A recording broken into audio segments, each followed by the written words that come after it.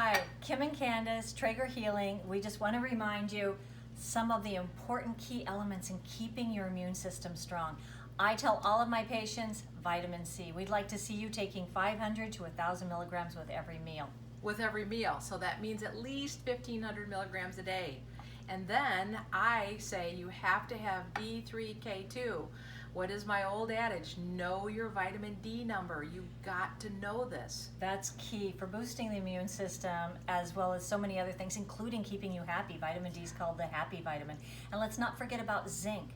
Zinc is a really important mineral for also boosting the immune system. So with your vitamin C, your vitamin D, and your zinc, you're going to be well on your way to staying healthy because we know you're already eating well, getting some movement. Wait.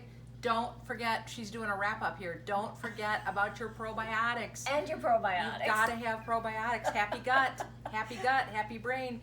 That's what's going to keep you healthy.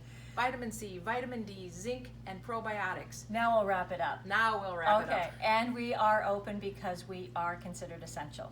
So if you are healthy, need some help with tension, headache, anything like that, come and see us. We'll see you soon.